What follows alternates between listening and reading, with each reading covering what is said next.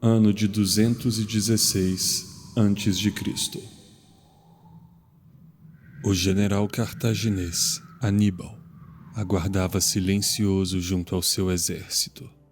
Estavam posicionados, prontos para a batalha, e olhavam com receio para o horizonte, onde vagarosamente começavam a surgir estandartes dourados. O inimigo começava a se aproximar e os homens de Aníbal sentiram medo ao ver o enorme exército inimigo, soldados disciplinados em formação e uma forte cavalaria. Os sons de ataque foram soados e Aníbal fechou os olhos enquanto seus homens se viam diante do exército de uma cidade que viria a se tornar o maior império de todos os tempos.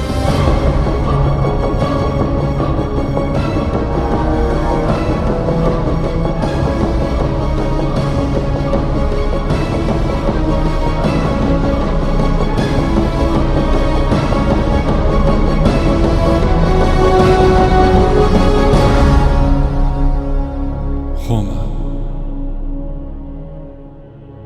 Eu sou Christian Gurtner e com o patrocínio de Mobira e TakeNet, esse é o podcast número 56 do Escriba Café.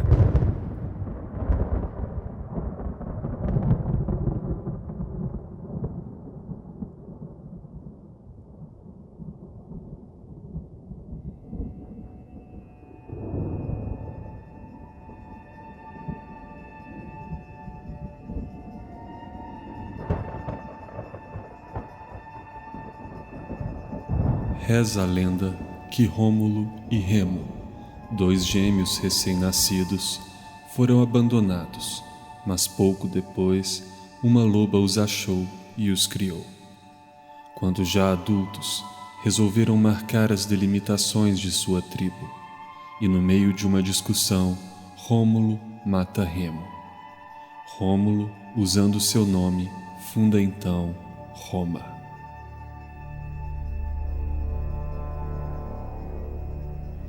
Essa lenda é a mesma que era contada na Roma antiga, mas pouco se sabe hoje do verdadeiro nascimento de Roma. Suas origens não são muito conhecidas, mas provavelmente está na mistura de vários povos que fundaram uma tribo na região por volta de pouco mais de 700 a.C. Por receber pessoas de várias outras regiões, essa tribo acabou somando um alto conhecimento, provindo de diversas culturas, e rapidamente evoluiu na engenharia, na agricultura e na educação.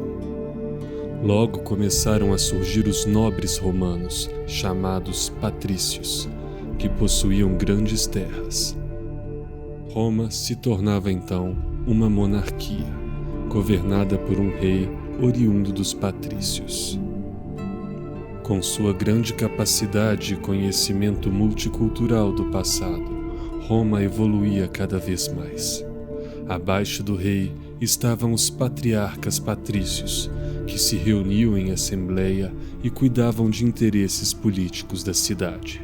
Formava-se o Senado Romano. Ao passar dos anos, com o enorme crescimento de Roma e diversos outros fatores, a monarquia pareceu não agradar mais ao seu povo. E para piorar, o rei Tarquínio, o soberbo, tentou diminuir o poder e a importância que o Senado conquistava cada vez mais. E essa foi a faísca que incendiou numa rebelião que culminou na expulsão de Tarquínio, que ficou conhecido como o último rei de Roma. Era fundada então, em 509 a.C., aquela que seria o molde de todo o Ocidente, a República Romana.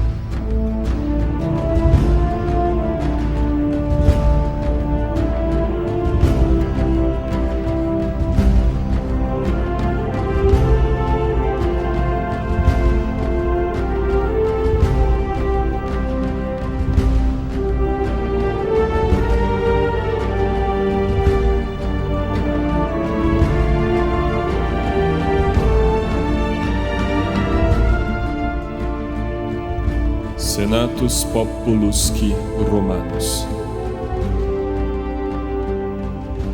ou seja, o Senado e o povo de Roma. É o significado da sigla SPQR, presente em todos os estandartes das legiões e seria considerado o lema de Roma. Roma agora era governada pelo Senado.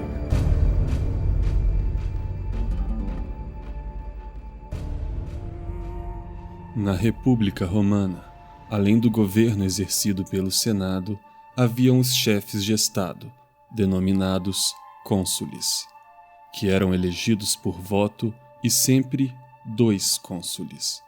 E assim, cada cônsul tinha poder de veto sobre o outro e seus mandatos eram de 1 ano e não podiam ser reeleitos.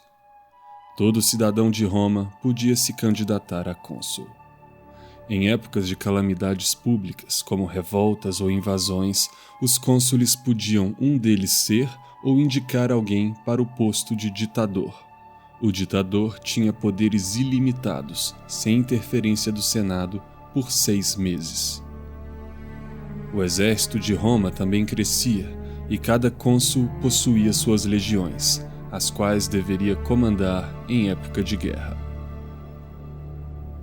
E com uma civilização muito mais avançada que seus vizinhos, com uma república estruturada e uma cidade que não parava de crescer, cedo ou tarde chegaria a guerra. Era hora de expandir.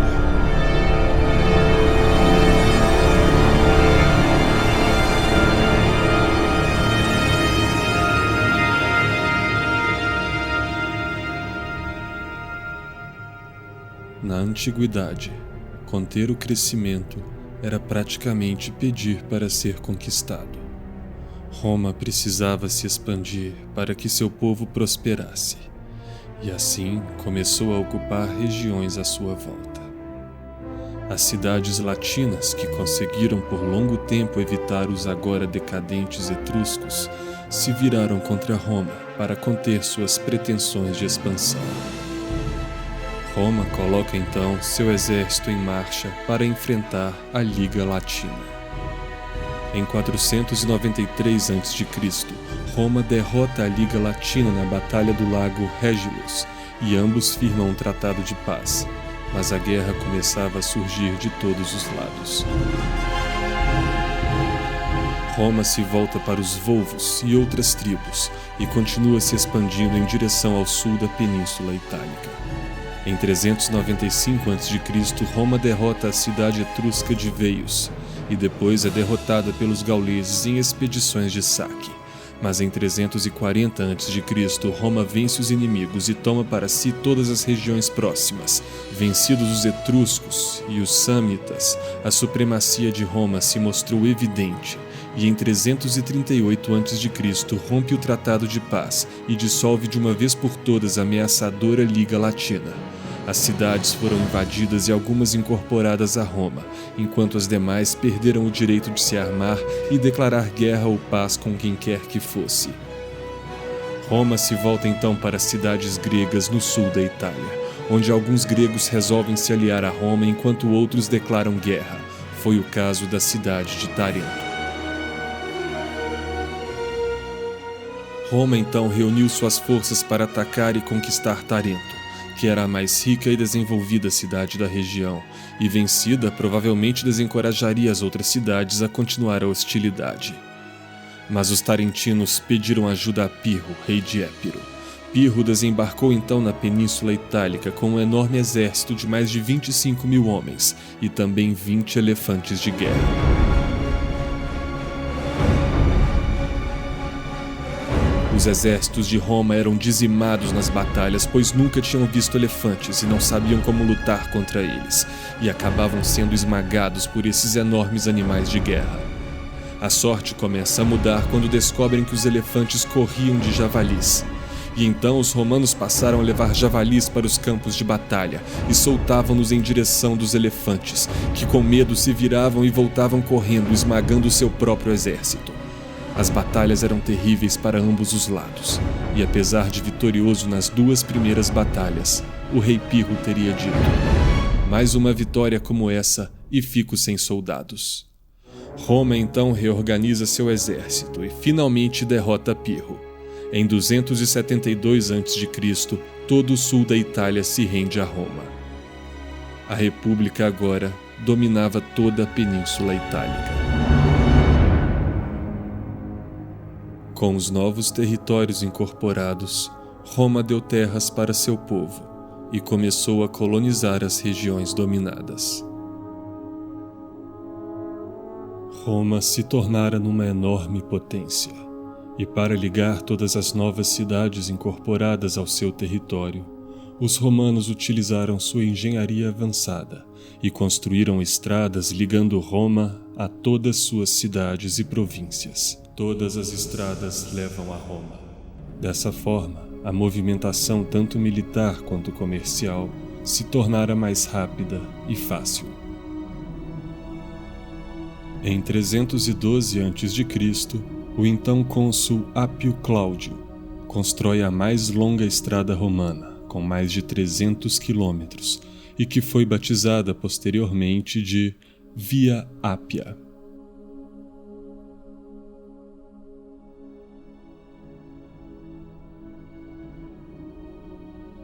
Após o domínio do sul da Península Itálica, Roma teve contato com Cartago, uma república fenícia que se localizava ao norte da África e possuía províncias na Sicília, e também controlava todo o Mediterrâneo.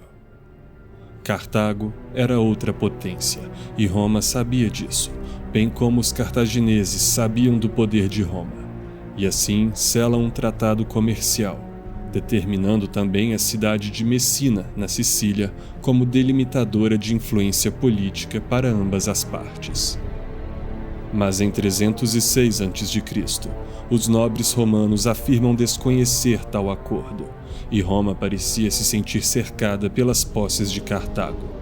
As legiões romanas marcham em direção à Sicília, tomando a cidade de Messina sob pretexto de salvá-la de mercenários cartagineses. Com essa afronta, Cartago declara guerra a Roma, iniciando as Guerras Púnicas. Várias cidades na Sicília se aliaram a Cartago, principalmente Siracusa. Mas os exércitos de Roma, comandados por Apio Cláudio, marcharam em direção a Siracusa, mostrando para toda a Sicília o poder romano, o que fez com que várias cidades no caminho deixassem de apoiar Cartago e se aliar a Roma. E ao perceber que não tinha como se defender dos romanos, Siracusa também cedeu e se aliou a Roma. Cartago não podia aceitar a presença de Roma naquela região estratégica e reorganizou seu exército para atacar os romanos e expulsá-los da Sicília e suas ilhas. Roma prevaleceu nas batalhas e Cartago foi expulsa da Sicília. Roma então organiza uma enorme frota para navegar em direção ao norte da África e conquistar Cartago.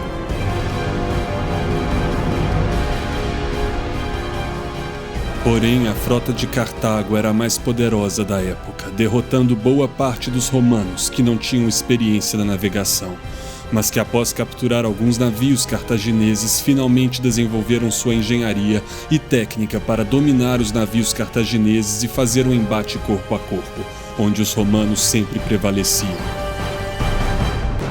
Nessa que foi uma das maiores batalhas navais da história, Roma conseguiu dizimar a frota cartaginesa e desembarcaram na costa africana, comandados por Régulo, e marcharam em direção a Cartago. Os cartagineses se desesperaram, sua poderosa frota havia sido destruída, e Régulo dominou o acampamento do exército cartaginês com facilidade. Régulo achou que aquela era uma boa hora para negociar a rendição do inimigo, mas os cartagineses negaram. Em 255 a.C., Cartago pediu ajuda aos gregos e também reuniu o que restou de seus soldados, formando um grande exército com mais de 100 elefantes. Enfrentaram os romanos em campo aberto e, com o uso dos elefantes, dizimaram o exército romano, aprisionaram Régulo e o executaram com uma pisada de elefante. A Primeira Guerra Púnica termina e um novo tratado é firmado entre as potências.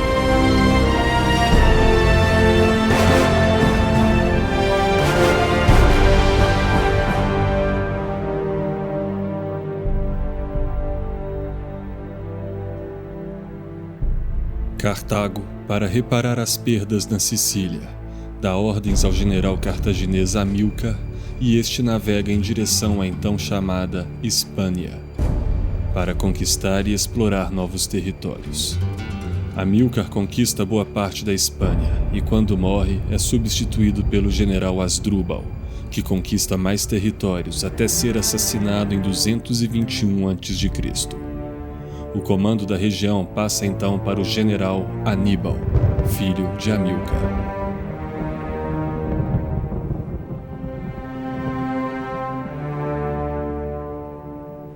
Aníbal, um grande estrategista, era movido por ódio e vingança pela morte do seu pai. Aníbal marchou em direção ao rio Ebro, conquistando todas as cidades e tribos pelo caminho, e ao chegar no rio, próximo à cidade de Saguntum, foi informado pelos romanos que aquela área delimitava as áreas de influências políticas e econômicas de Roma, de acordo com o tratado feito entre romanos e cartagineses. Mas Aníbal recebeu ordens de Cartago para continuar a marcha, e então dominou a cidade de Saguntum, que era um ponto estratégico para que Cartago conquistasse a Península Itálica a partir do norte. Os romanos enviaram novamente embaixadores para falar com Aníbal, que se recusou a negociar. Roma, então, em 218 a.C., declara guerra a Cartago, iniciando a Segunda Guerra Púnica.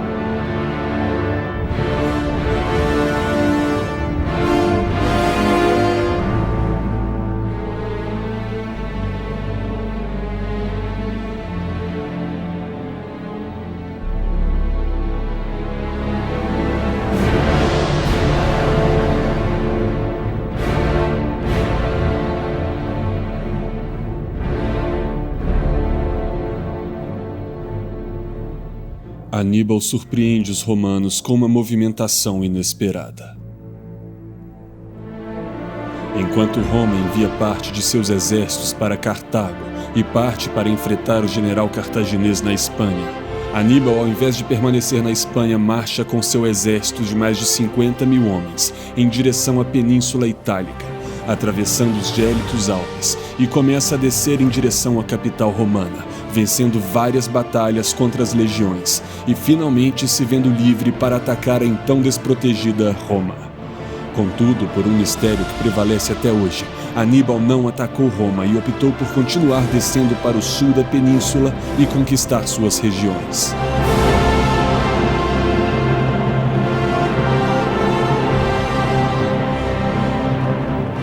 Os romanos observaram atentamente os passos de Aníbal, e quando seus ataques se tornaram mais fortes, Roma decide detê-lo na cidade de Canas.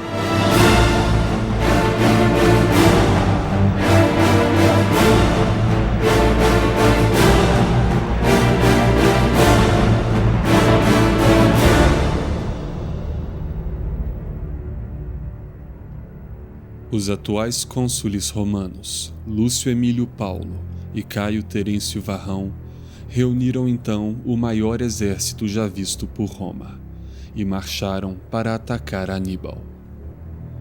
Na manhã de 2 de agosto de 216 a.C., o exército de Aníbal se posicionou em campo aberto. Seus soldados sentiram tremores ao vislumbrar as legiões romanas se aproximando. O enorme exército romano de mais de 150.000 homens se posicionou em uma única frente de combate. Ao verem a enorme superioridade numérica dos romanos, os soldados de Aníbal provavelmente teriam fugido, se não fosse a confiança que eles tinham em seu general e a moral alta depois de tantas vitórias. Mas ali estava clara a vitória dos romanos, liderados pelo cônsul e general Varrão e com milhares de homens a mais que Aníbal. Um curto silêncio dominou a região, enquanto ambos os exércitos em formação se encaravam. Os cornicens romanos soaram o sinal e as legiões romanas começaram a avançar em direção ao exército cartaginês. Faltando poucos metros, os romanos deram seus gritos de guerra e começaram a correr gritando até se chocarem com os cartagineses.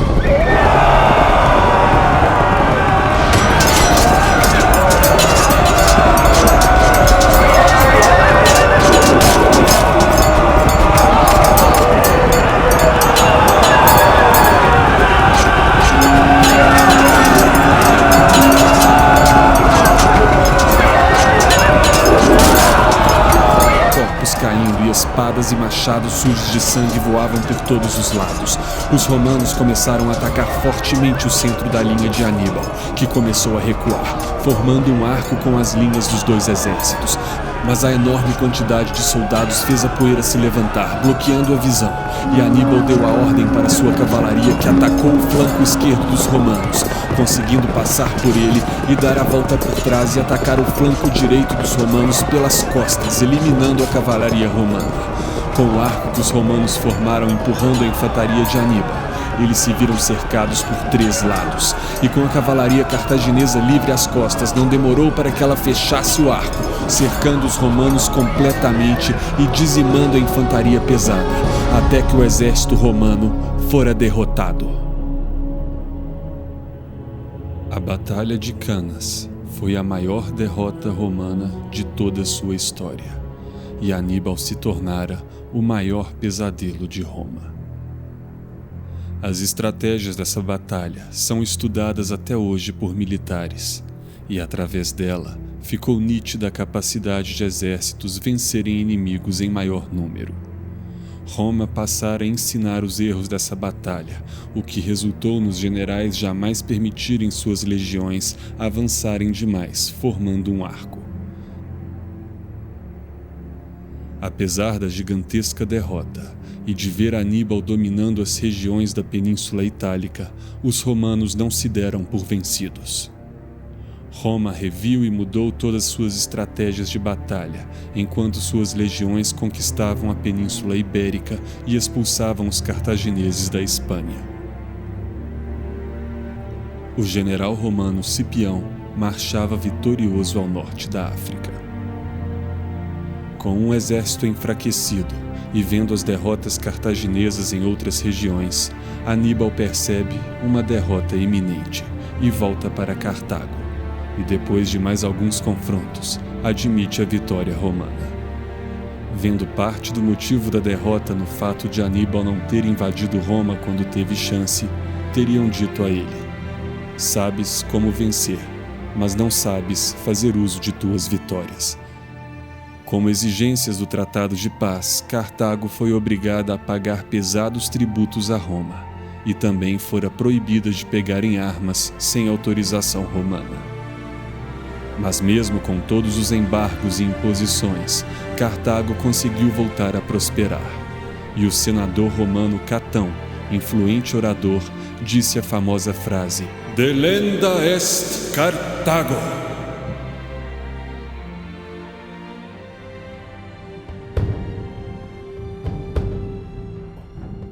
Ou seja, Cartago deve ser destruída.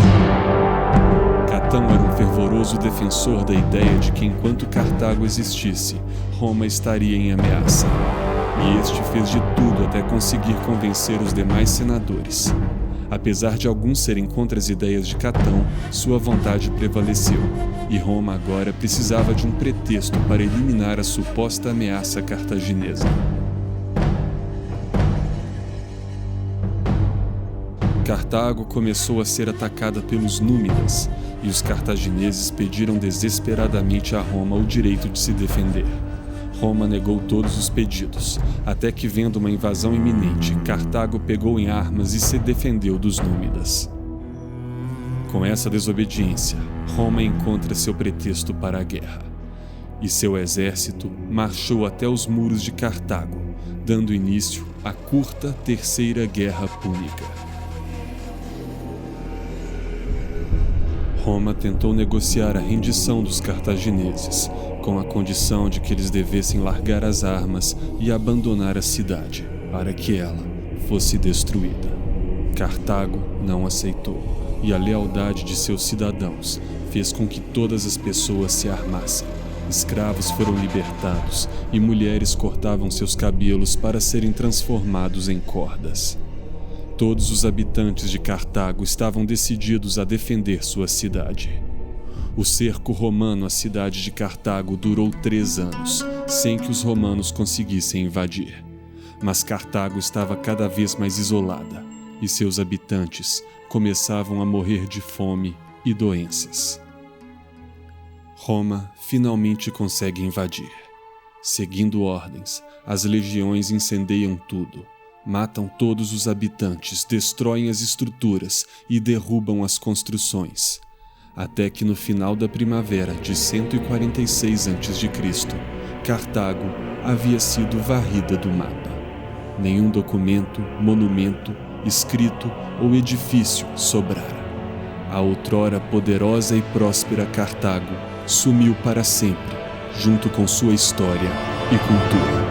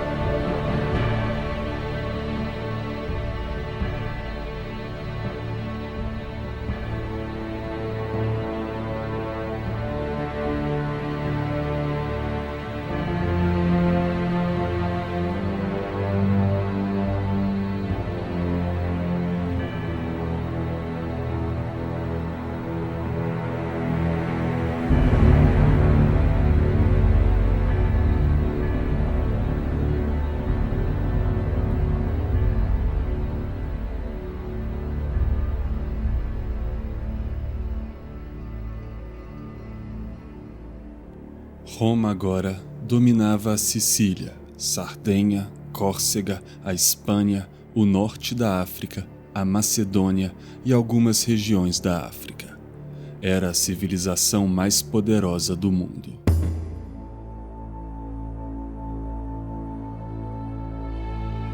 As pequenas guerras e rebeliões se tornaram constantes e Roma não parava de expandir.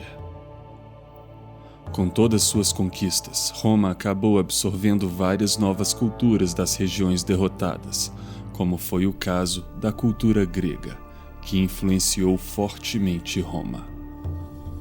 Com um vasto território, a República Romana precisou se reestruturar. Novos governantes foram enviados para cuidar das regiões recém-conquistadas, e o exército começava a se profissionalizar. O posto de ditador foi abolido, uma vez que os senadores concluíram que era muito perigoso tanto poder na mão de um homem só. As situações de calamidade deveriam ser resolvidas pelos próprios cônsules.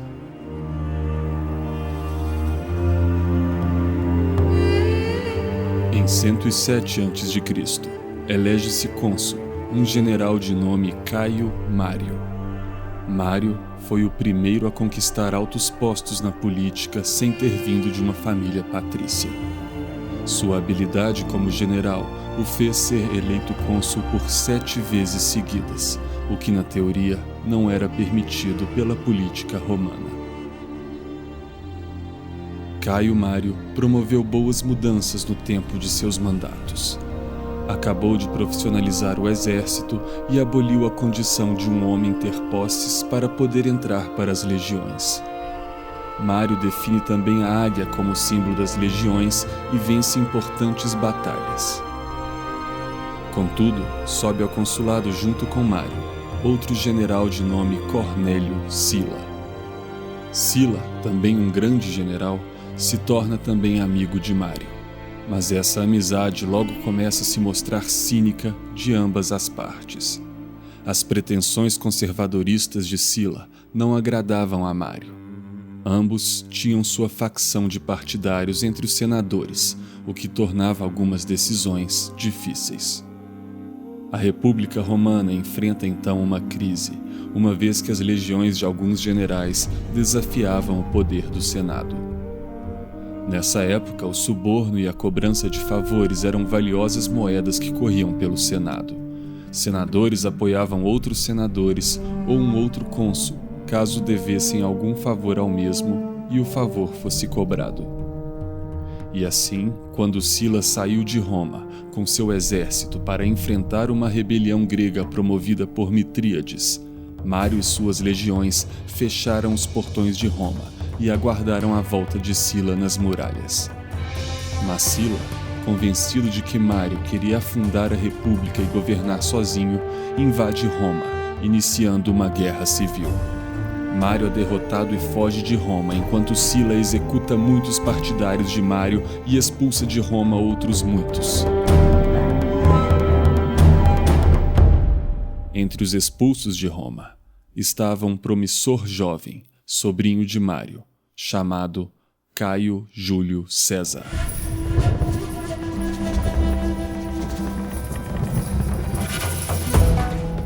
Sila decretara a volta do posto de ditador e se nomeou ditador perpétuo, desfazendo toda decisão política que contrariasse as tradições passadas.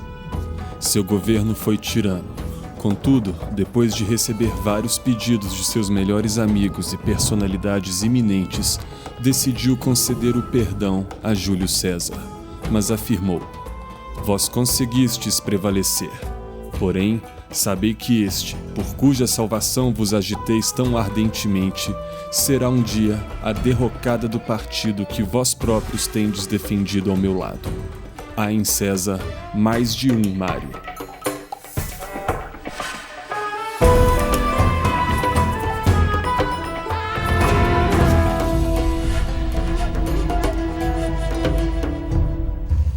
Júlio César serviu grandiosamente nas legiões, recebendo honrarias e títulos. Quando soube que Sila havia morrido, voltou imediatamente para Roma, na esperança de conseguir tirar proveito das perturbações que rondavam a cidade.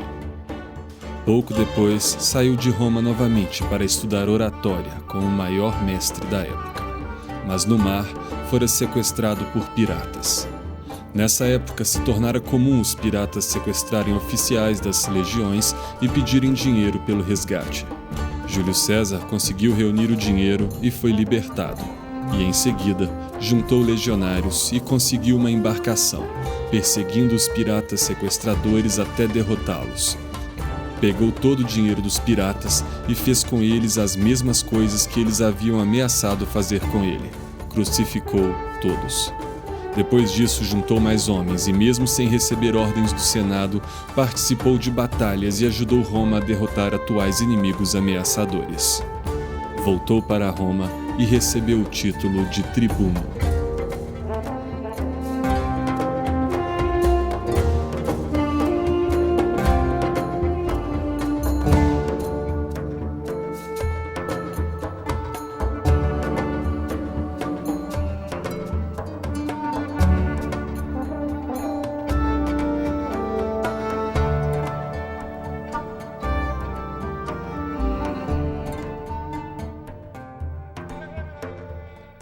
(73 a.C.)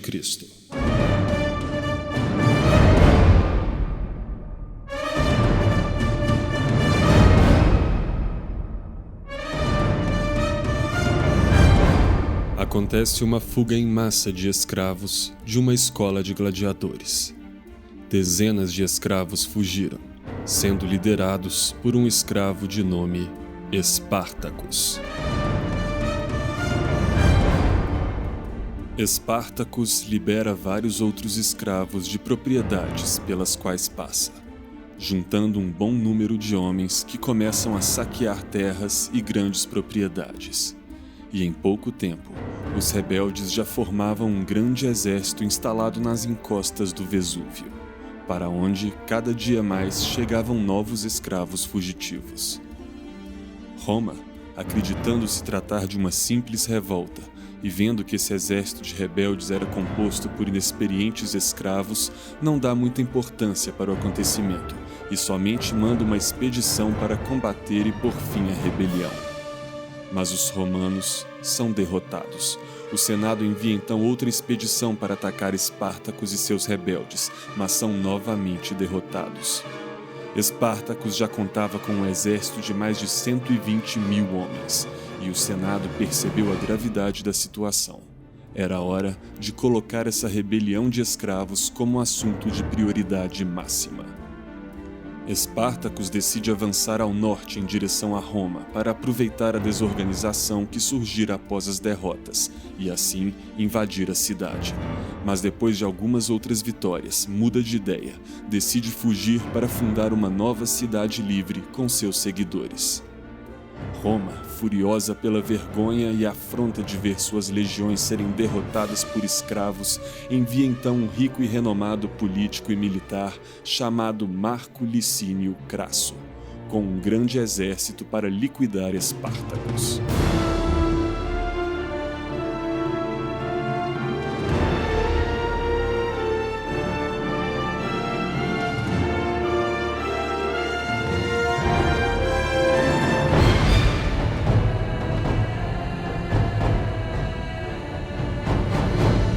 Crasso, ao ver a gravidade da situação, envia cartas ao Senado pedindo que enviassem o general Pompeu e suas legiões para auxiliar. Mas, por outro lado, teria se arrependido de ter feito isso uma vez que queria vitória acreditada somente ao seu nome. Crasso consegue algumas vitórias contra os revoltosos e consegue encurralá-los no sul da Península Itálica. Espartacus é frustrado em seus planos de fugir da Itália, uma vez que não consegue negociar com piratas para transportarem seus homens. E, ao mesmo tempo, os escravos ficam empolgados com as inúmeras vitórias e se recusam a fugir. Espartacus, então, é obrigado a continuar avançando para o norte para combater. Mas Crasso constrói uma enorme trincheira para não permitir que Espartacus suba e deixá-lo mais encurralado ainda. Contudo, os revoltosos passam facilmente pela trincheira, deixando Crasso para trás e seguindo rapidamente para o norte. Mas o general Pompeu, que seguia para o sul, encontrou os revoltosos no caminho e combateu, derrotando definitivamente Espartacus e seus revoltosos.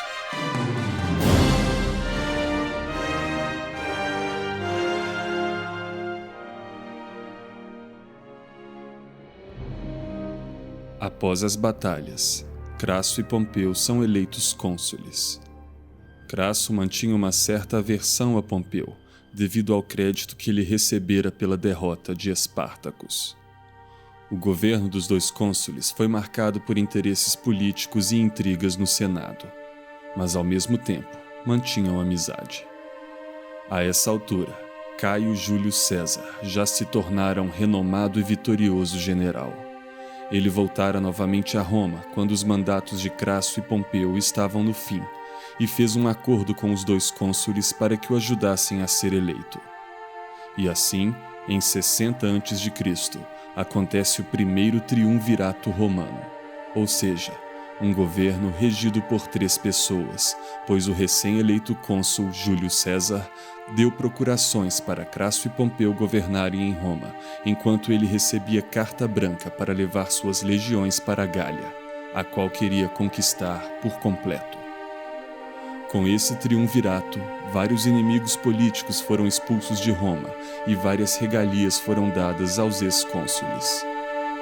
Júlio César marchou então, em 58 a.C., em direção à Gália, naquela que seria uma das maiores campanhas romanas da época. O general e cônsul Júlio César combateu e derrotou gauleses pelos 6 anos seguintes, até que enfrentou forte resistência do rei e herói gaulês Vercingetorix. A resistência desse rei gaulês foi eficiente por quase 1 ano, e as perdas das legiões romanas começavam a ficar grandes. Mas César conseguiu fazer um cerco ao exército gaulês em Alésia, e depois de várias batalhas, Vercingetorix viu que a derrota era inevitável. Então, num gesto que se tornou famoso nos 4 cantos do mundo, o rei gaulês vestiu sua mais rica e cara armadura, montou seu cavalo e, sozinho, saiu de sua fortaleza e seguiu até o acampamento romano, onde, de frente para Júlio César, jogou sua espada, seu escudo e seu elmo aos pés do cônsul romano. A Gália era então de César.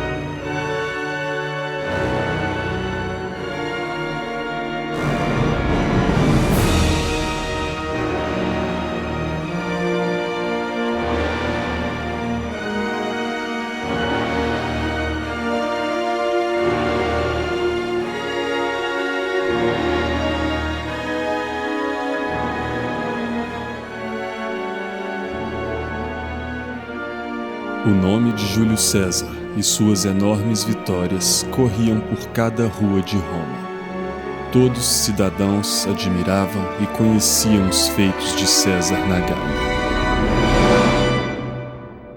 Nomes também como de Caio Otaviano, sobrinho de César, Marco Brutus, protegido de César, e Marco Antônio, todos grandes generais na Gália, circulavam pelo povo como os triunfantes que marchavam junto a César. Com toda a fama de Júlio César e seu grande exército de veteranos disciplinados e fiéis, Pompeu agora, nomeado ditador, fica extremamente preocupado e, após receber a notícia da vitória total na Gália, manda César deixar suas legiões e voltar sozinho para Roma, para tratar de seu futuro político. César desconfia das pretensões de Pompeu e desobedece às ordens, marchando junto com seu exército para Roma. E após cruzar o rio Rubicão, teria dito: Alea jacta est.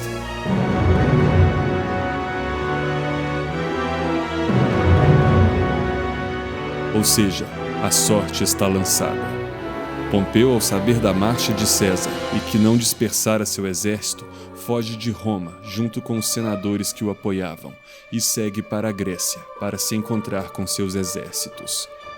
Júlio César entra em Roma com suas legiões e, ao saber da fuga de Pompeu, renova o Senado, faz novas votações para cônsules e é eleito cônsul junto com seu general Marco Antônio, o qual deixa governando Roma enquanto marcha com seu exército e também com seu sobrinho general Caio Otaviano em direção à Grécia para derrotar Pompeu.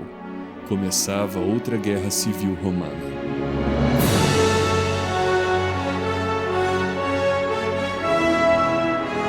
As legiões de Pompeu se rendem a César, mais por admiração ao general do que por força, e Pompeu foge para Alexandria.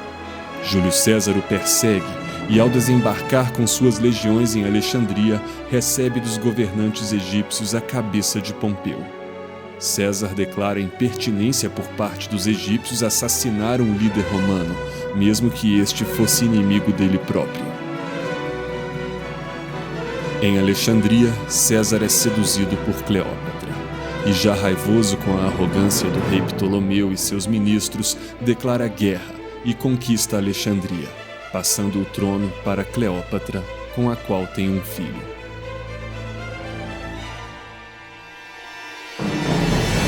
César então se volta para o Oriente Médio e conquista várias regiões para em seguida marchar para o norte da África, eliminando as últimas revoltas e inimigos.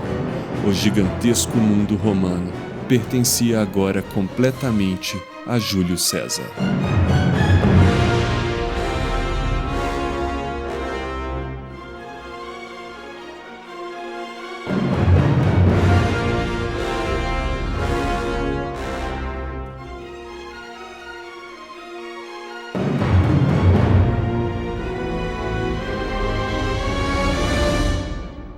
Sem inimigos à altura, com a maior população do mundo e um vasto território, Roma se tornara a soberana, governada por um dos maiores generais e políticos de sua história e possuidora do mais equipado e experiente exército.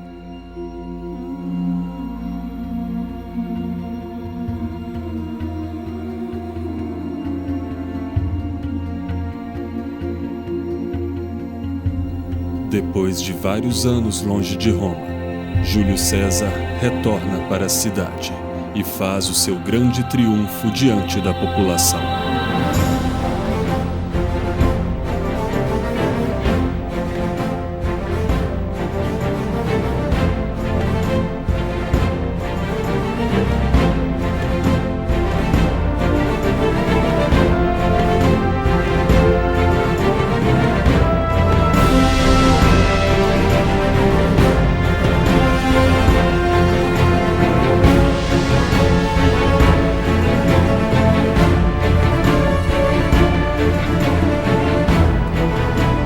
Senado todo a seu favor, ele se torna ditador perpétuo e pontífice máximo, fazendo várias mudanças, agradando ao povo com dinheiro e alimentos, criando novas leis e fornecendo terras nas colônias conquistadas para os cidadãos de Roma.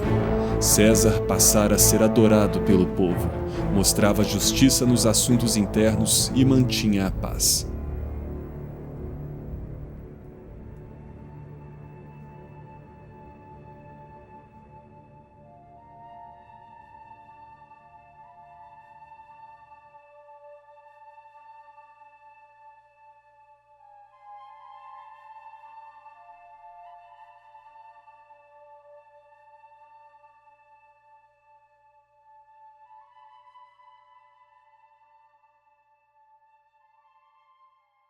(44 a.C.)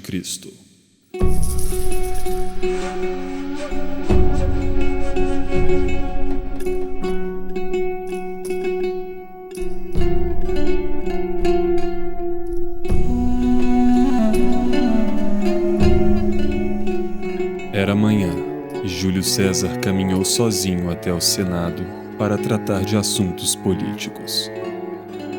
Ao chegar na Cúria, sentou-se e logo foi rodeado por uns poucos senadores que ali estavam presentes, como se lhe quisessem prestar cumprimentos e fazer pedidos. O senador Simba lhe pediu a graça para o irmão exilado, e César negou, fazendo um gesto para que ele falasse disso outra hora. Mas Simba segurou César pela toga e César exclamou: "Mas isso é uma violência!"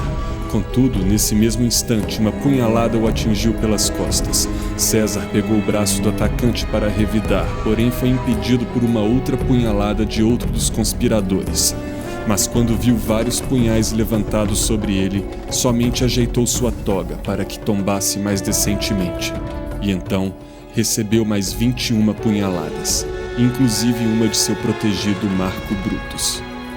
Quando perceberam o corpo sem vida, todos os conspiradores fugiram, e o corpo de Júlio César ficara estendido no chão ensanguentado.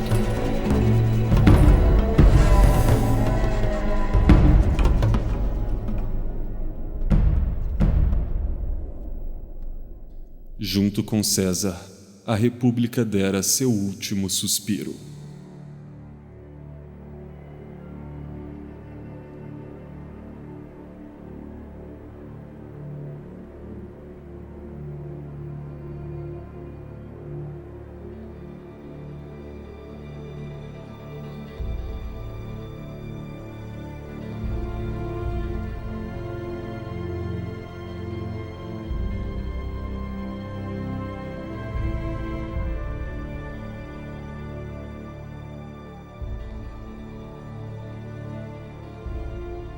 Esse episódio do Escriba Café foi patrocinado por Mobira, incorporações imobiliárias com grandes empreendimentos em Belo Horizonte e Natal, e também por TakeNet, líder em soluções móveis. Os links para os patrocinadores se encontram no site do Escriba Café no post desse episódio. Aos interessados, recomendo muito que visitem os sites. Um agradecimento especial a todos que comentaram no episódio anterior.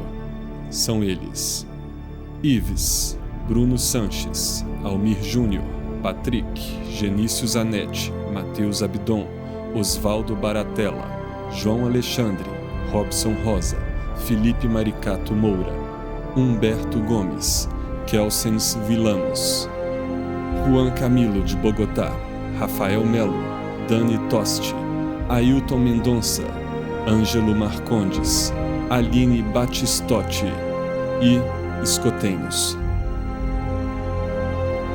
A todos vocês o meu muito obrigado, continuem ouvindo, continuem comentando e aguardem a próxima parte.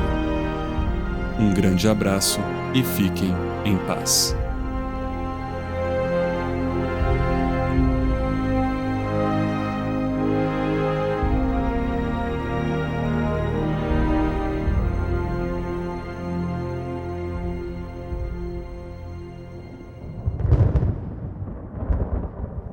www.escribacafé.com